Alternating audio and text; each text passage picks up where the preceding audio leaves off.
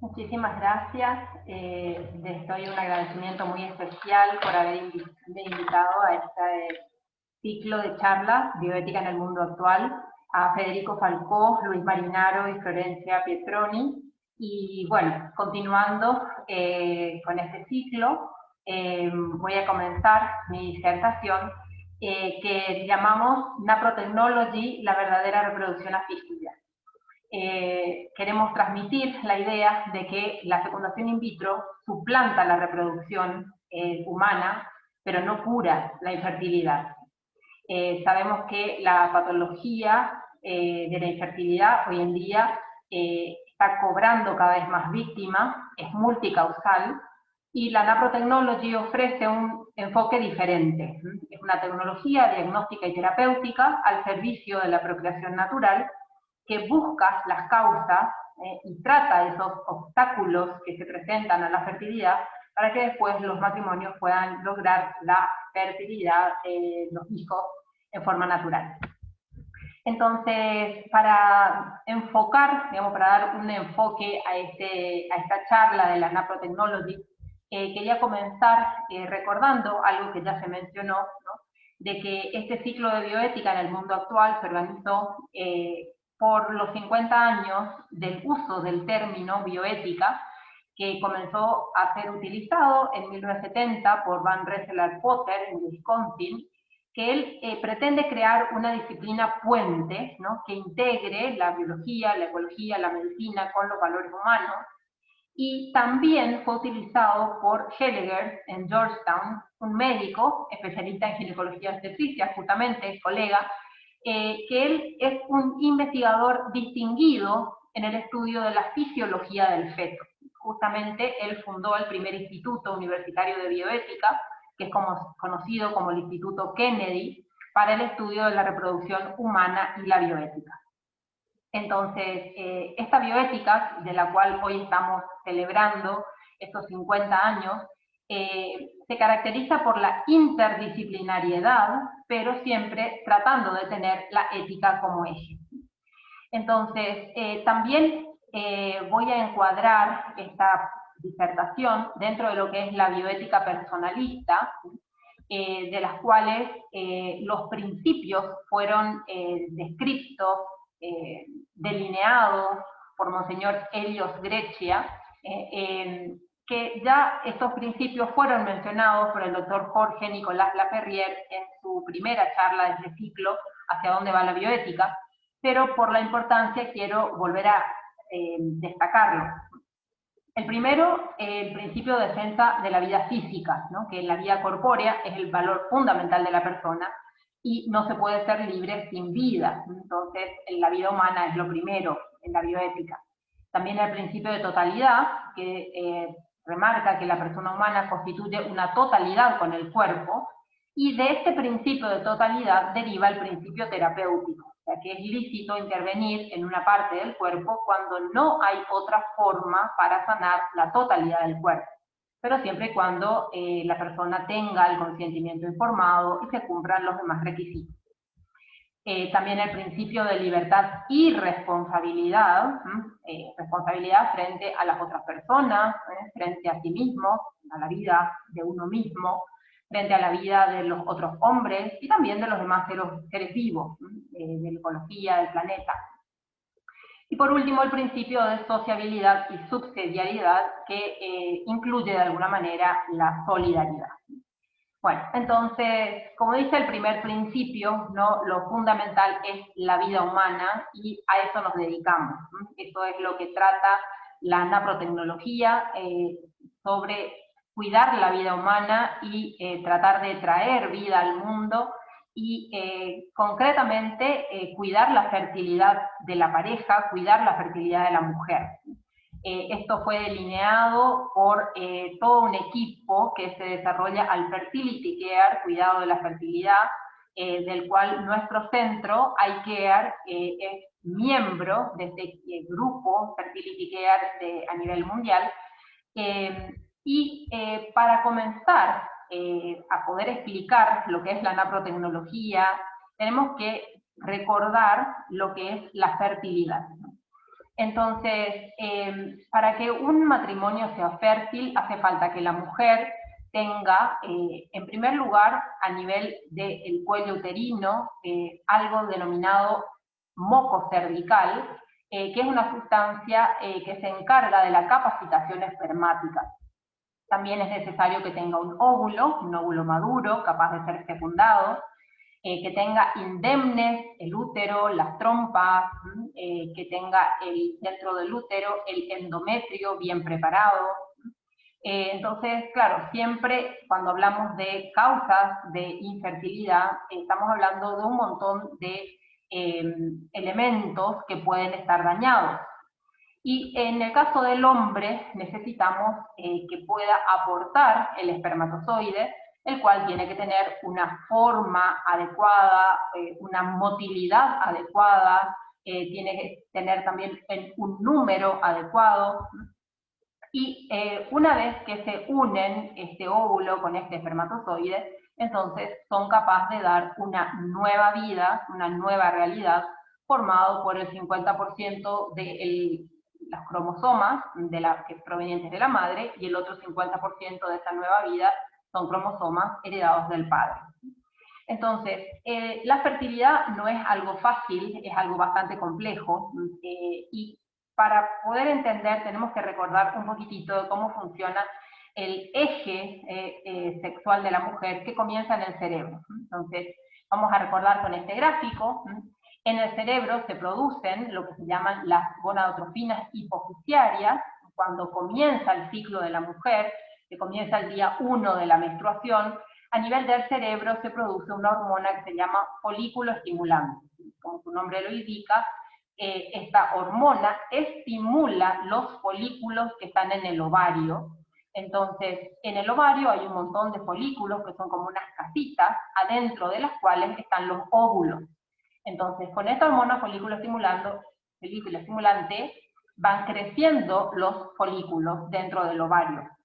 Y a medida que estos folículos crecen, producen y se acumula dentro del folículo y también pasa a la sangre, una hormona que es muy importante en el ciclo sexual de la mujer, que es el estrógeno. Entonces, el estrógeno pasa a la sangre, y cuando el estrógeno va pasando a la sangre, tiene sus funciones en todo el cuerpo, pero principalmente en el endometrio, que es la capa más interna del útero, que es la que se cae durante la menstruación, pero que después, con el aumento del estrógeno, se vuelve a formar esa cunita, ese colchoncito dentro del útero, que es donde va a venir a implantarse el bebé en el caso de que haya un embarazo.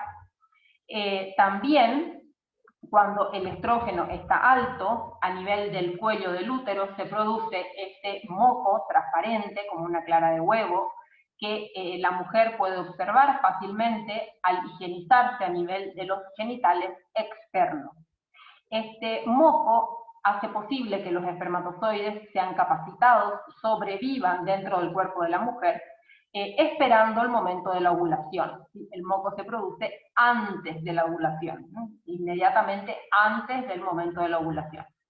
Entonces, cuando se produce el pico de estrógeno, ese pico estimula nuevamente al cerebro para que se produzca otra hormona, que es la LH, la hormona luteinizante, que viene, actúa a nivel del ovario para que se produzca la ovulación, o sea, la salida del óvulo, del folículo, y ese óvulo pasa a la trompa, donde espera la llegada del espermatozoide para ser fecundado.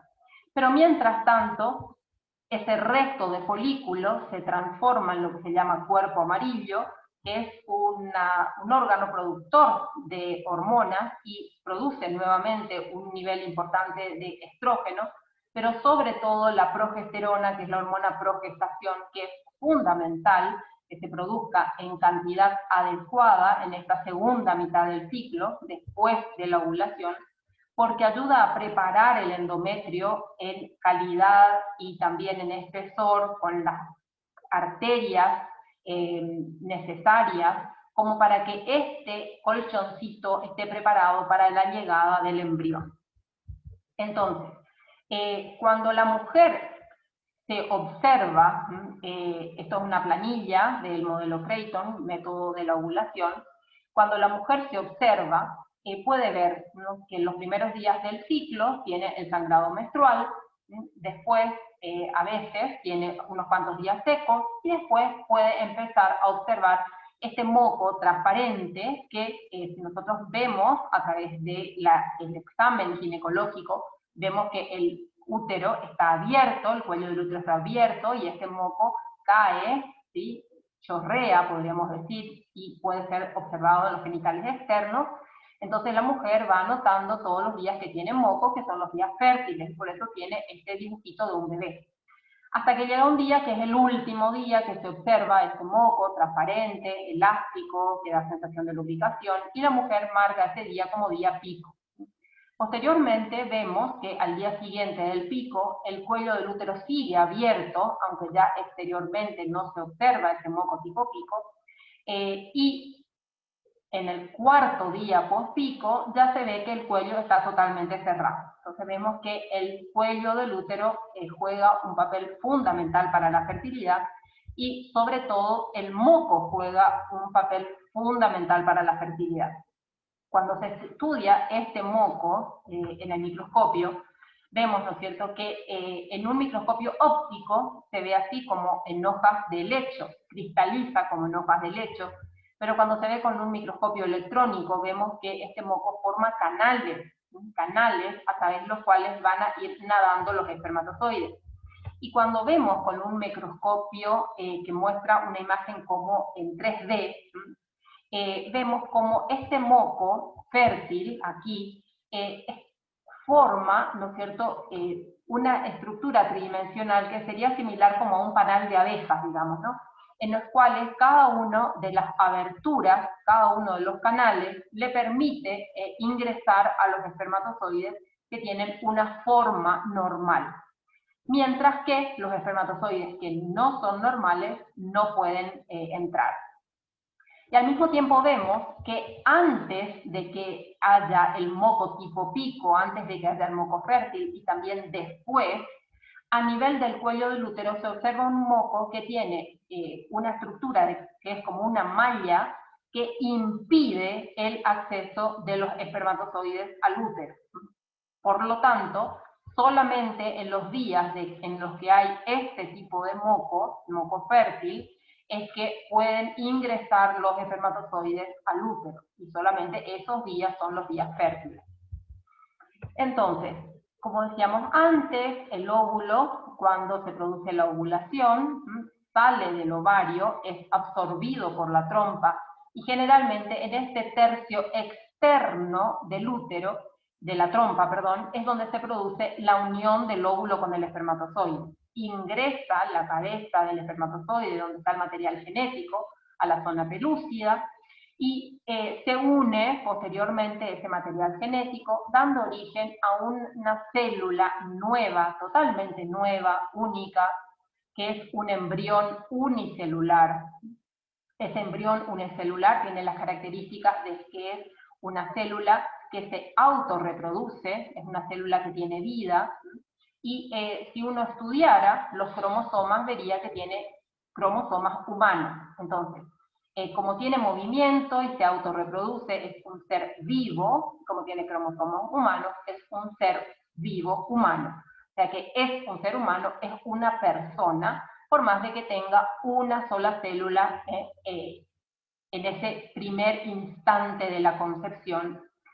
Pero después, rápidamente, a medida que ese embrión es transportado a lo largo de la trompa, ya se empieza a multiplicar en 2 células, 4 células, 8 células, de tal manera que cuando está ya a punto de ingresar al útero tiene esta forma, que se le suele llamar como de mórula, con mora, porque parece una mora, y después cuando ya está dentro del útero tiene esta forma que se llama blastocito, y que es capaz de autoimplantarse dentro del útero materno, es capaz de autoimplantarse en el endometrio, porque tiene como unos pseudópodos que le permiten adherirse, integrarse e invadir el endometrio materno para producir la implantación y posteriormente ponerse en contacto con la circulación materna para unos días después empezar ya a alimentarse de la sangre materna. Entonces, Lo recién expuesto es toda la parte física, ¿no es cierto?, que es aportada por la mujer y por el hombre. Pero no podemos perder de vista la dimensión trascendente, ¿no? Tenemos que tener en cuenta la presencia de Dios junto a los esposos, porque el alma no la pueden dar los padres, por lo tanto Dios está allí para infundir el alma espiritual. Entonces, en el momento mismo de la concepción, ¿sí?, no están solamente los padres, sino que está también ahí Dios uno y trino, la Santísima Trinidad, infundiendo el alma espiritual para que de esta unión pueda darse una persona humana que está formada por cuerpo y alma desde ese primer instante de la concepción y que después simplemente va a crecer hasta llegar a convertirse en un niño nacido, vivo, que va a estar en brazos de sus padres. Entonces, hay un error frecuente, que es la interpretación de que primero hay un cuerpo formado por el óvulo y espermatozoide, y que posteriormente se le infunde un alma para formar así una persona. Eso no es así, no es verdad, ¿sí? Es un error, no sería posible, digamos, que hubiera un cuerpo con vida sin alma, ¿sí? Porque el alma es lo que da vida, justamente anima a esa célula para darle vida. Lo verdadero es que al mismo tiempo es que se unen el óvulo de la mujer, el espermatozoide y la infusión del alma para en ese mismo momento formar una persona, ¿no es cierto?, con cuerpo y alma, que después va a crecer hasta nacer. Entonces, no hay ningún tiempo previo, digamos, en el cual este embrión sea una cosa o un ser no humano que pueda ser manipulado en un laboratorio con fines utilitarios.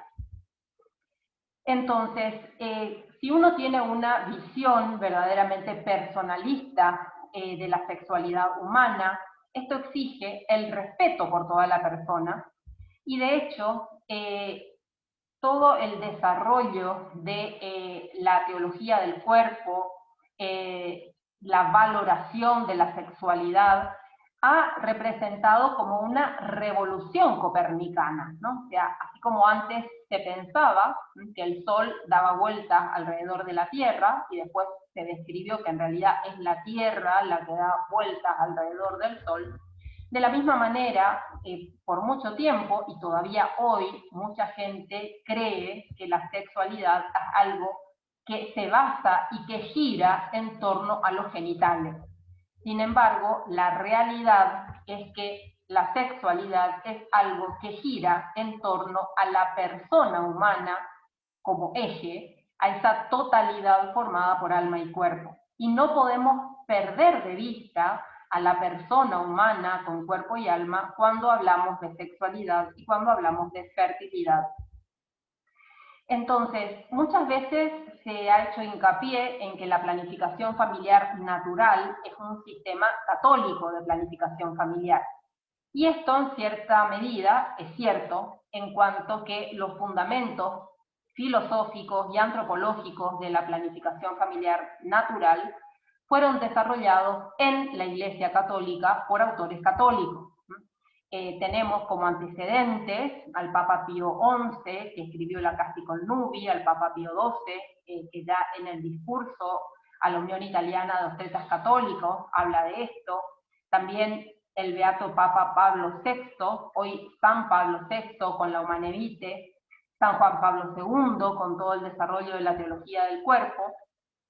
Y es clave realmente en el desarrollo de todo lo que es la planificación familiar natural, la carta encíclica Humanae Vitae de San Pablo VI, que escribió sobre la regulación de la natalidad el 25 de julio de 1968.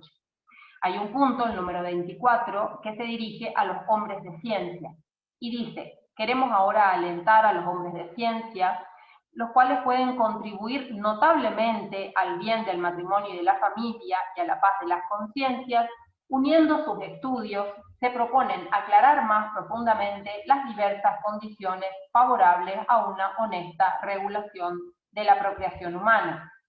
Es de desear, decía el Papa, en particular, que según el augurio expresado ya por Pío XII, la ciencia médica logre dar una base suficientemente segura para una regulación de nacimientos fundada en la observación de los ritmos naturales.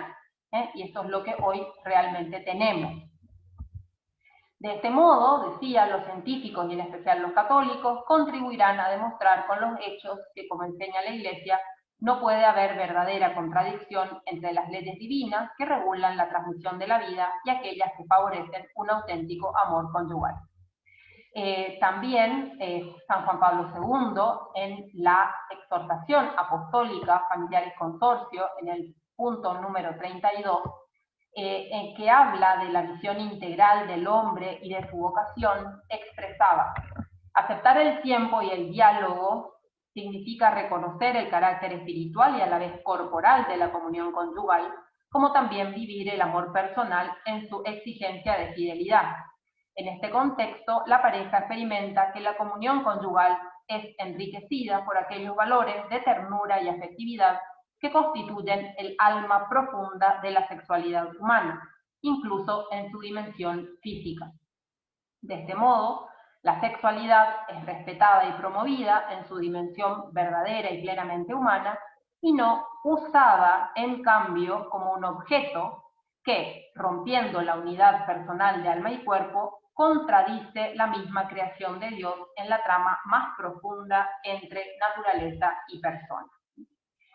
También en el contexto de la Iglesia tenemos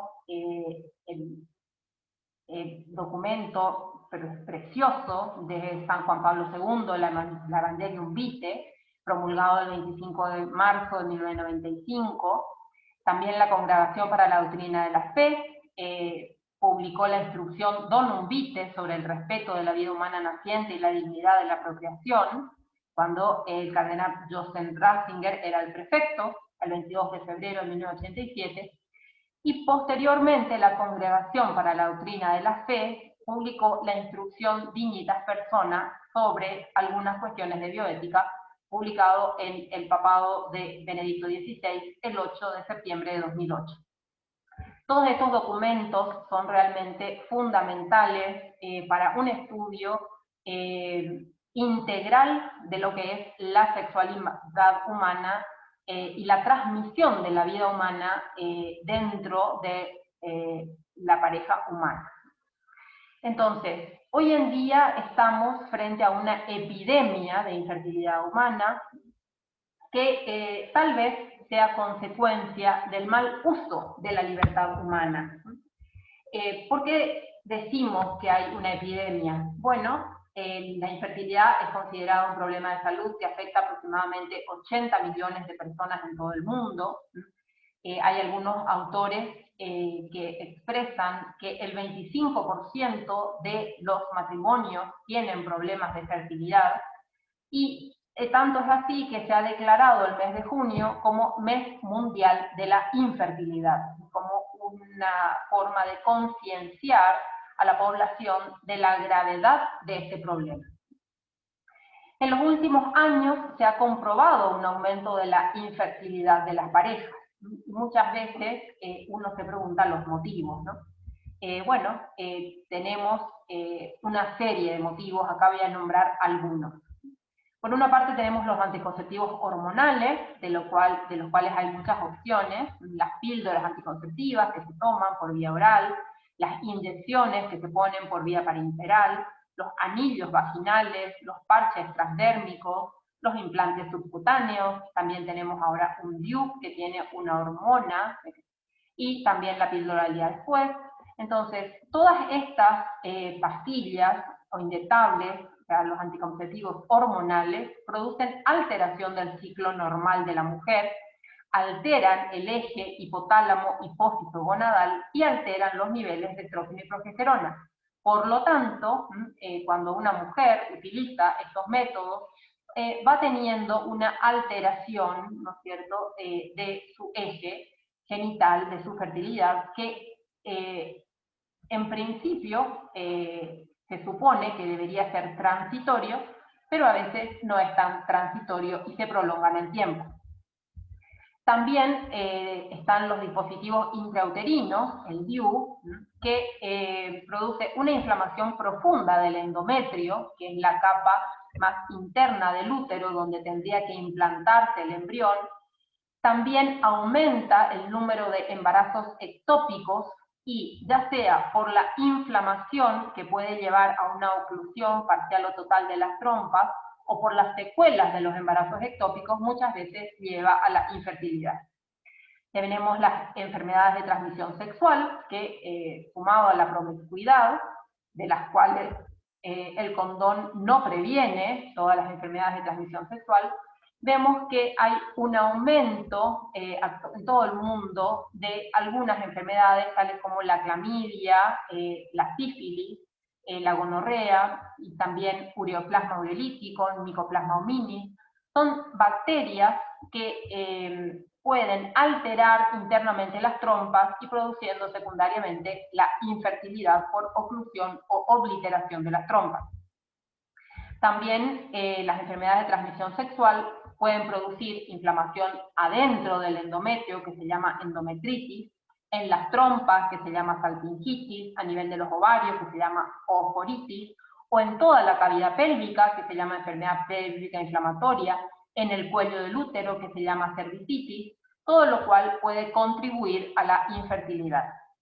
Tenemos también el virus papiloma humano como uno de los virus de transmisión sexual, que produce lesiones a nivel del cuello del útero, que muchas veces requieren para su tratamiento hacer una sección de parte del cuello del útero con un instrumento que se llama LIP, sacando un cono, ¿no es cierto?, de ese cuello del útero, lo que posteriormente podría llevar a una alteración en la producción del moco cervical y por lo tanto también producir una alteración de la fertilidad. Además, sabemos que la Organización Internacional para Investigación del Cáncer, de la OMS, ha publicado de que el uso prolongado de la píldora anticonceptiva aumenta el riesgo de cáncer cervical hasta 4 veces en mujeres que tienen HPV. Acá tenemos, por ejemplo, ya como esta lesión inicial, que es una mancha blanca en el cuello del útero, progresó a un cáncer cervical. Por supuesto que una mujer con cáncer cervical hay que sacarle el útero y eso implica una infertilidad posterior, ¿no? Tenemos también otra causa muy importante, que es el estrés, ya sea psicológico o orgánico. El estrés es la causa de los trastornos de ansiedad, de la obesidad, de la disfunción sexual, el mundo 21, una copia de un artículo. El estrés mantenido y la ansiedad pueden producir alteraciones hormonales en la mujer que llegan a inhibir la ovulación, y también las situaciones de estrés tienen repercusión en la actividad hormonal de los hombres, pudiendo disminuir la producción de espermatozoides. Otra causa de esterilidad o de infertilidad es la postergación del embarazo. Muchas veces no tenemos en cuenta que la probabilidad de que una mujer se quede embarazada va descendiendo a medida que avanza la edad. Una mujer de 30 años tiene aproximadamente el 20% de probabilidades de quedarse embarazada cada mes, mientras que una mujer de 40 años solamente 5%. Se cree que actualmente en muchos países las mujeres están empezando a tener hijos por primera vez a los 32,7 años, 37 años, mientras que lo ideal sería entre los 22 y los 30, físicamente hablando. ¿Y cuáles son las causas por las cuales se retrasa la maternidad? Bueno, muchas veces es la situación laboral, o la incertidumbre económica, o el desarrollo de la carrera profesional, o sea que tengo que estudiar en la facultad, después tengo que hacer el máster, después tengo que hacer el doctorado, después tengo que hacer el postdoctorado, después tengo que conseguir un trabajo, después tengo que viajar, bueno. Y también otro problema es la falta de pareja estable, ¿no? Los abortos provocados también son una causa de infertilidad, ¿no es cierto? No solo por todas las alteraciones psíquicas que produce, sino también porque muchas veces se producen sinequias uterinas posteriores a los legrados, lo cual altera la cavidad uterina, produciendo infertilidad. También tenemos causas inmunológicas, las intolerancias alimenticias, que es un motivo de infertilidad que está siendo cada vez más estudiado por su aumento en su frecuencia. Tenemos también hábitos tóxicos, de los cuales el tabaco y el alcohol son los más importantes, pero también hay factores ambientales nocivos, tales como la irradiación, los campos electromagnéticos, el calor excesivo a nivel genital, que puede llevar a la infertilidad masculina, contaminación del aire, pesticidas, solventes, plásticos. Está muy documentado ahora el tema de los ftalatos, que tiene efectos similares a los hormonales, pudiendo alterar también el eje hipotálamo y hipófiso gonadal, tanto en el hombre como en la mujer. Bueno, metales pesados que producen contaminación. También tenemos la comida, el gran problema de la comida chatarra, que promueve la inflamación pélvica, genera obesidad, insulinoresistencia, hipertensión arterial, diabetes, elevación del colesterol y los triglicéridos en sangre, etc. Y altera, ¿no es cierto?, especialmente en aquellas mujeres que tienen obesidad, insulinoresistencia, una alteración de la ovulación, muchas veces ligado al desarrollo de ovarios poliquísticos, etc. Y por último vamos a mencionar la endometriosis y la endosalpingiosis, que es una variedad de endometriosis cuya causa es aún desconocida, pero que es la responsable de un gran número de causas de infertilidad. Un gran número de casos de infertilidad se deben a la endometriosis, cuyos números están aumentando. Entonces, ¿qué solución ha propuesto la medicina? Lo más conocido son las tecnologías de reproducción asistida, en las cuales tenemos algunas técnicas de baja complejidad que se limitan a la estimulación ovárica, y después las técnicas de alta complejidad que vamos a detallar más. La reproducción asistida en realidad se trata de una reproducción sustituida, ¿sí? Porque lo que se hace es, a través de un conjunto de técnicas que permiten la procreación fuera del proceso natural, se utilizan espermatozoides y se utilizan óvulos, pero de tal manera que no es necesario o se excluye, digamos, la relación conyugal para obtener el hijo. ¿Qué técnicas son las más comunes? Bueno, la inseminación artificial por una parte, y por otra la fecundación in vitro, que posteriormente requiere de la transferencia de los embriones al útero. Entonces, ¿en qué consiste la inseminación artificial? Bueno, por una parte, el hombre tiene que recoger el semen, después el esperma se introduce en el cuello del útero de la mujer, como vemos acá, con una jeringa, a través de la vagina, se coloca una cánula dentro del útero, y ahí, digamos, se introduce el esperma. La fecundación ocurre en la trompa de falopio y el resto del embarazo ya transcurre de forma natural. Cabe destacar que el proceso por el cual se recoge el semen es un proceso no natural, que se produce fuera de la relación conyugal, y que es un método habitualmente no digno de ser el origen de una vida humana. Hablando de la fecundación in vitro, tenemos ya un mayor número de procedimientos, ¿no? Primero, la recogida del semen, que, como decíamos, generalmente es por autoestimulación del hombre. Posteriormente se recogen los ovocitos, que es un proceso complicadísimo que implica primeramente un tratamiento hormonal para estimular a los ovarios para que produzcan muchos óvulos. Después se hace una punción a través del cuerpo de la mujer para aspirar los óvulos dentro de la jeringa, digamos. Después se pone en una cápsula de vidrio, por eso se llama in vitro, se ponen los ovocitos y se le agrega los espermatozoides, Y de esa manera, entonces, ahí en un vidrio se produce la fecundación.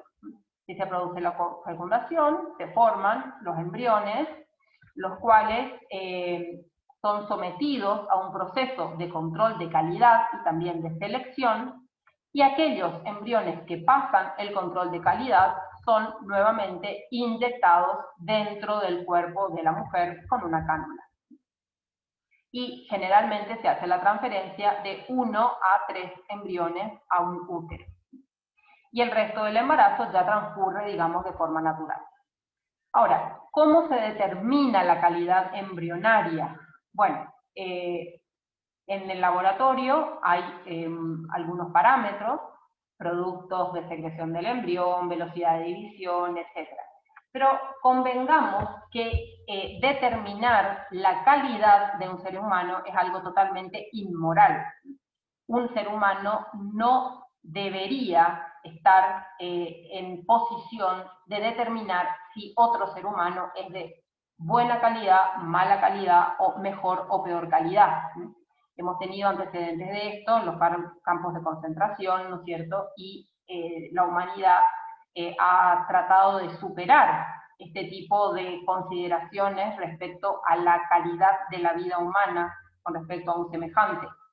Pero lamentablemente aquí en estas técnicas todavía caemos en esto, ¿no? O sea, se analizan los embriones en un microscopio y se califican esos embriones en calidad, mejor o peor, y se elige solamente aquellos embriones de mejor calidad para ser implantados dentro del útero o para ser congelados, mientras que los que tienen mala calidad, porque están muy fragmentados o por otros motivos, son desechados, ¿sí? Se los mata, se los tira por la cañería, digamos.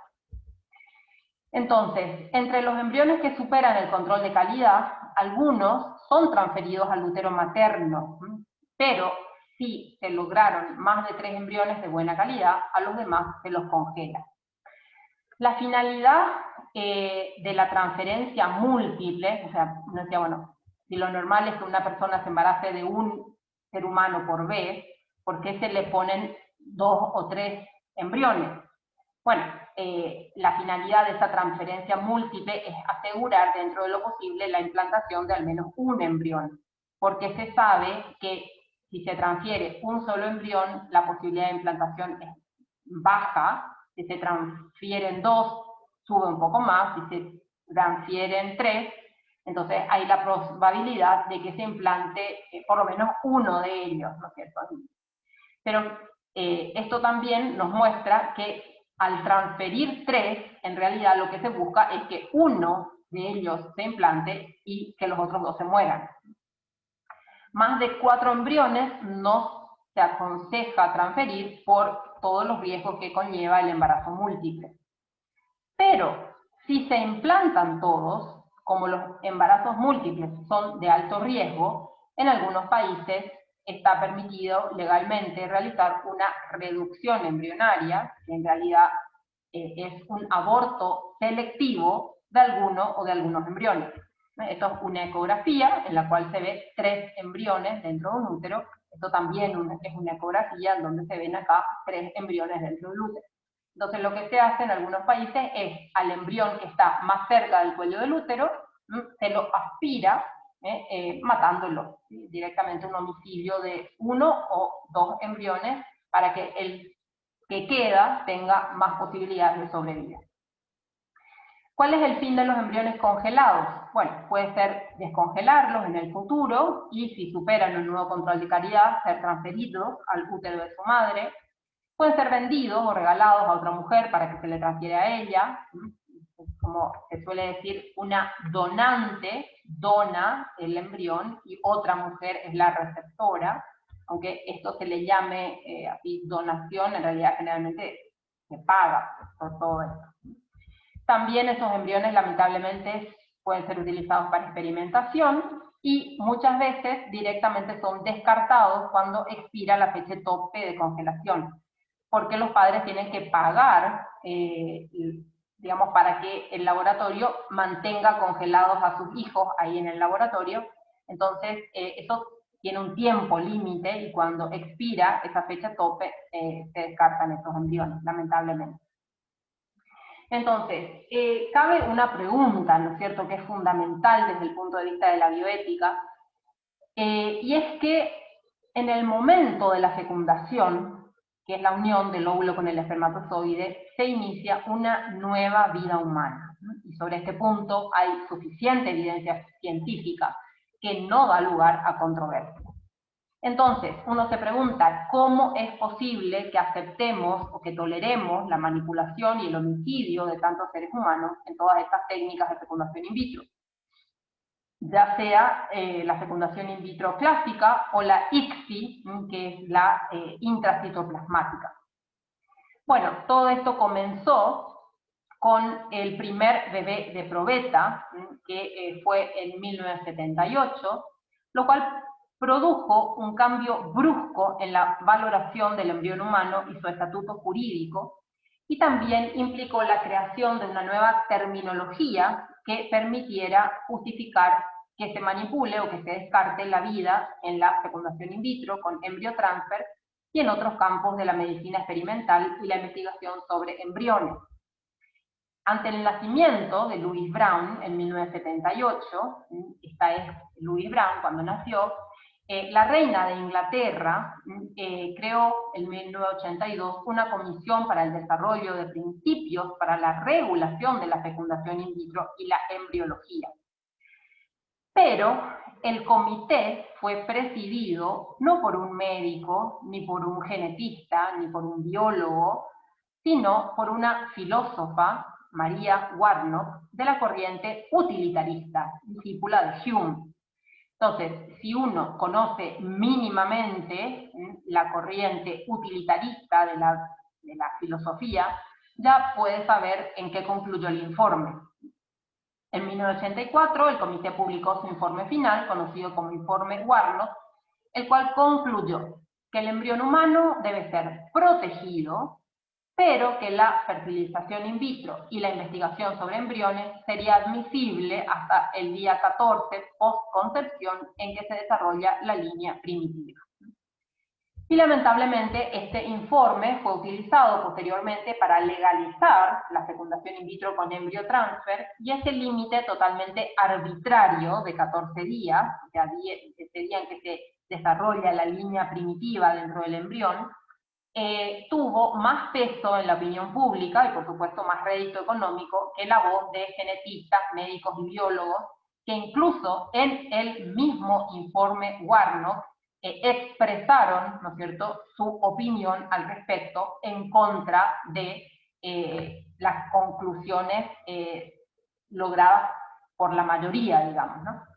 Entonces, todas las técnicas de fecundación in vitro instrumentalizan al embrión humano, tratándolo como si fuera un simple cúmulo de células que se usan, se seleccionan y, si es necesario, se descartan. Además, la congelación, también llamada crioconservación, además de instrumentalizarlo, expone al embrión a posteriores ofensas y manipulaciones experimentales, tales como la obtención de células madre troncales, lo cual causa la muerte del embrión, para investigar usos terapéuticos, la clonación con fines reproductivos o terapéuticos, la gestación de embriones humanos en úteros de animales o en úteros artificiales, la fisión gemelar, etc.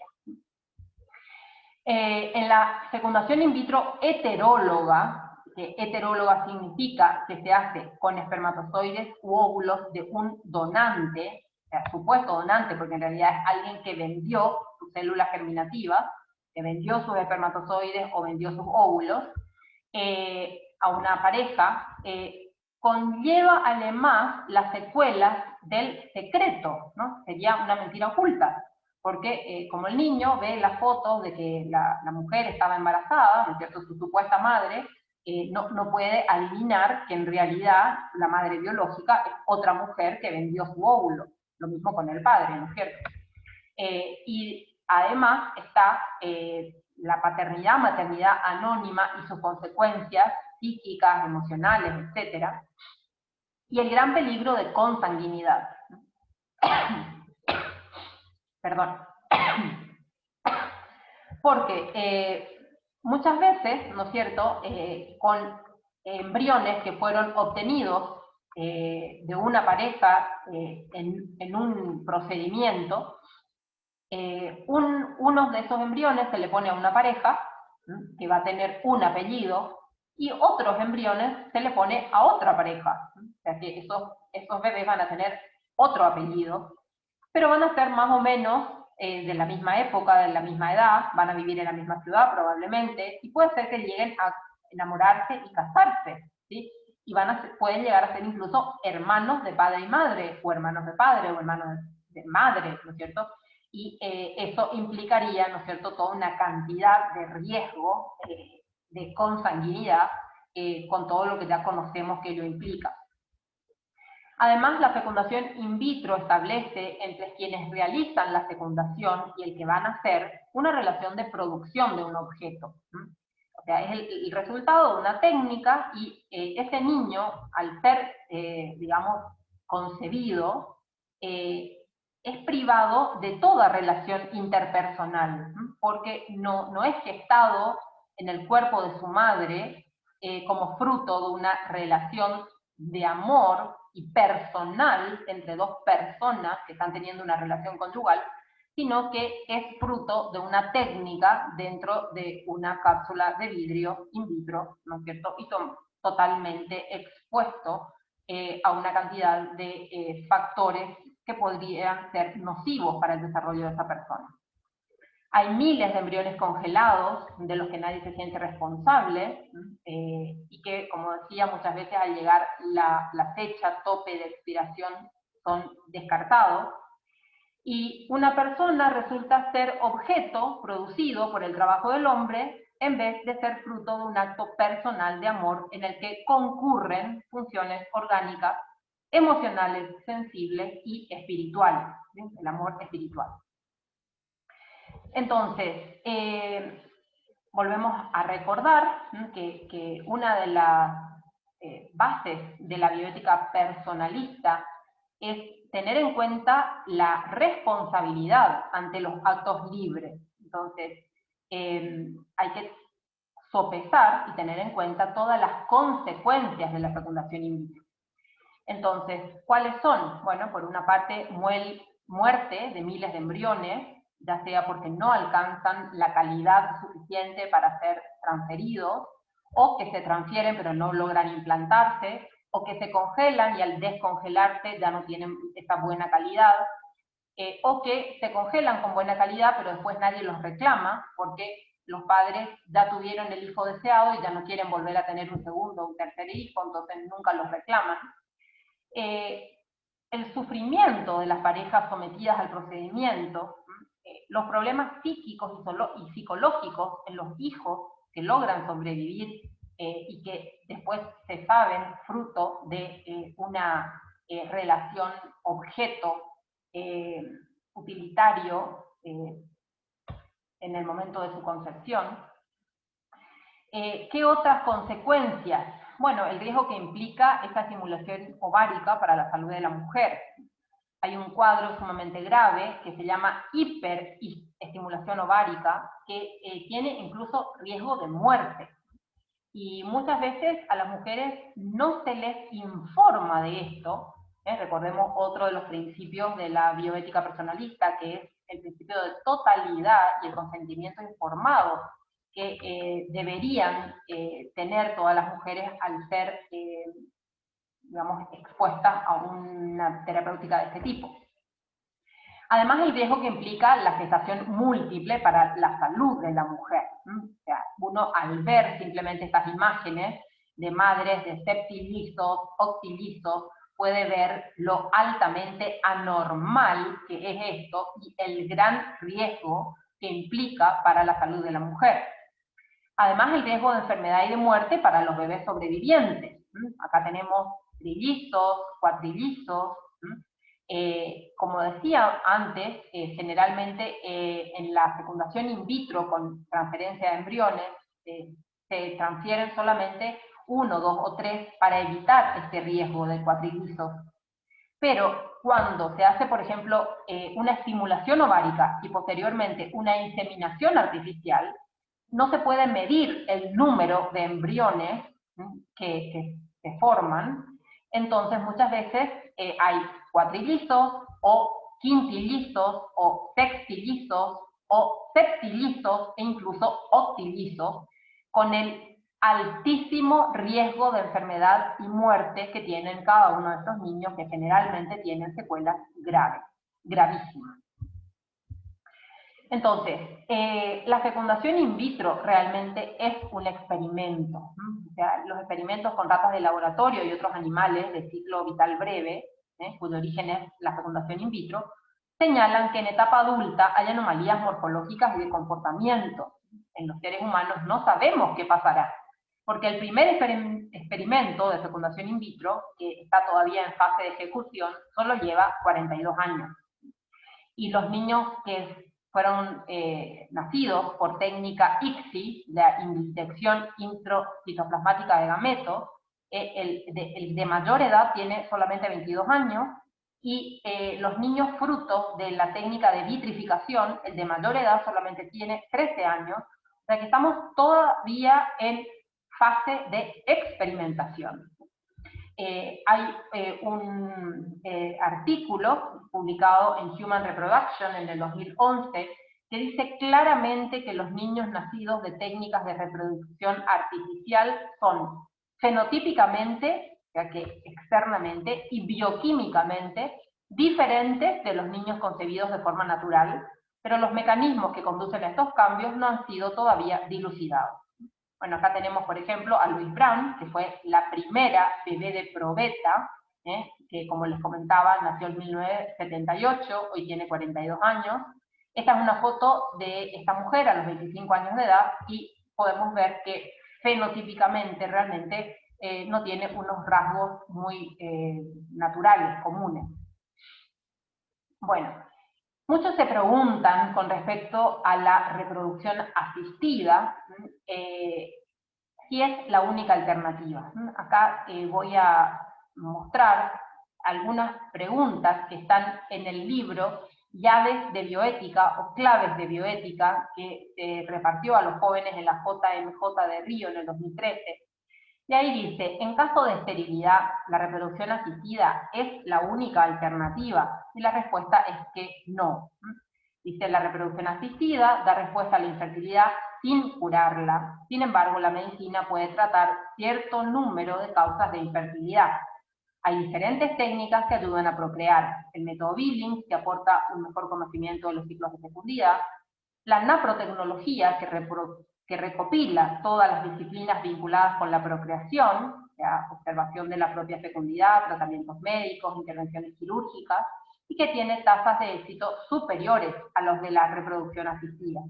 Y también está, por supuesto, la adopción, en que la pareja acoge a un niño ya nacido. Entonces, llegamos al eje centro de nuestra charla, que es la naprotecnología, tecnología diagnóstica y terapéutica al servicio de la procreación natural, cuya historia comienza con la Humane Vitae de San Pablo VI, que cuando fue promulgada, el doctor Thomas Hilger se vio personalmente tocado, y esto le llevó a hacer una evaluación independiente del método de ovulación de Johnny Lynn Billings, comenzando en 1976, y posteriormente, entre los años 1977 y 1980, le llevó a la estandarización del método, creando el sistema de cuidado de la fertilidad según el modelo Creighton. Aquí tenemos el equipo del doctor Thomas Hilger, en el que están el doctor Thomas Hilger, su esposa Susan Hilger, Ann Preville y Diane Daly en 1977, y el mismo equipo en el 2014 que siguió trabajando juntos, desarrollando primero el modelo Creighton y luego la naprotecnología o naprotechnology. Acá tenemos al doctor Hilger presentando el libro de naprotechnology en el año 2004 al Papa, hoy Juan Pablo II. Y yo tuve la gran suerte de estar presente cuando se celebró en abril de 2016 los 40 años del Fertility Care. estuvieron presentes ahí en ese momento los 4 cofundadores. Y ¿qué es lo que ellos lograron? Bueno, el doctor Hilgers confirmó que la información contenida en la planilla no solamente servía para planificación familiar, sino también para monitorear la salud femenina. Entonces, viendo la planilla, viendo por ejemplo acá en este caso que hay un solo día fértil, podemos ver que esta pareja probablemente va a tener infertilidad, o que después del día de la ovulación, muy pocos días después ya se produce la menstruación, vemos que esta pareja va a tener mucho riesgo de tener abortos espontáneos. Cuando se producen sangrados inusuales al final del ciclo, previo a la siguiente menstruación, probablemente esta mujer tenga alteración en la progesterona, baja progesterona, lo cual le puede llevar tanto a infertilidad como a abortos espontáneos. Se pueden identificar sangrados anormales, etc. Entonces, él desarrolló o identificó una cantidad de biomarcadores, tales como la longitud del sangrado menstrual, el número de los días prepico, el moco tipo pico, el moco tipo no pico, el ciclo de moco, el día pico, el número de días de la fase prepico, el número de días de la fase postpico, el spotting premenstrual, el sangrado marronado al final de la menstruación, etc. Y una vez que se identifica algo anormal en la planilla, se pueden hacer estudios, ya sea, por ejemplo, de estrógeno o de estrógeno y progesterona en la segunda mitad del ciclo, lo cual nos permite ver si esa mujer tiene curvas normales, como esta, que es una curva normal, o anormales, como esta, que es una curva totalmente anormal. Entonces, hay una correlación entre los patrones graficados en la planilla y los diagnósticos ginecológicos que se pueden hacer posteriormente con los estudios de laboratorio. También el estudio de las pacientes con infertilidad por ecografía le permitió al doctor Hilgers identificar 6 causas de infertilidad ovárica. Por ejemplo, en este caso, la ausencia del cúmulo órforo, que es el cúmulo donde está el óvulo dentro del folículo ovárico. El automonitoreo que la pareja hace y que grafica en la planilla del modelo Creighton permite sospechar diferentes causas de infertilidad femenina y luego estudiarlas y luego tratarlas. También permite ver el riesgo de aborto espontáneo y prevenirlo, porque se ve, por ejemplo, que las mujeres que tienen un ciclo de moco bajo, de 5,3, cuando que lo normal es entre 9 y 16, tienen mayor riesgo de aborto espontáneo. Entonces, la Naprotechnology lo que propone es, primero hacer un diagnóstico, después hacer un tratamiento para que la pareja logre la procreación natural y después pueda tener un bebé en casa. ¿Sí? La Naprotechnology es la verdadera reproducción asistida, en que los médicos ayudamos o asistimos al matrimonio a lograr la procreación. ¿Qué tipos de tratamiento utiliza la Naprotechnology? Bueno, tratamiento hormonal cooperativo, progesterona, estrógeno, también drogas, o sea, comprimidos que estimulan la producción del moco cervical, tratamiento quirúrgico también en el caso de mujer para causas ováricas, tubáricas, endometriosis, etc. En el caso del varón, por ejemplo, varicocele, cambio de hábitos, manejo del estrés y otros. La efectividad del modelo Creighton para lograr el embarazo en parejas de fertilidad normal es en el primer ciclo del 76%, en el tercer ciclo del 90% y en el sexto ciclo del 98%. Y si al Creighton se suma el tratamiento médico de la naprotecnología, se logra hasta el 80% de embarazo. Los resultados comparativos entre la Naprotechnology y la fecundación in vitro, se ve que es mucho mejor el de la Naprotechnology, por ejemplo, en el caso de endometriosis, un 21% para in vitro, 56 a 76% para Naprotechnology. En caso de ovarios poliquísticos, 25% para in vitro, 62 a 80% para Naprotechnology, etc. Bueno, y con esto quiero dar fin a la charla, que ya fue un poco larga. Agradezco muchísimo a Ateneo de Cultura por la organización de este ciclo, y acá les dejo también los datos de nuestro equipo. Se pueden comunicar con nosotros, ya sea por vía WhatsApp, o entrar a nuestra página web, o Facebook, o los distintos medios que están al alcance vía internet. Y bueno, ahora entonces vamos a dar inicio a la serie de preguntas.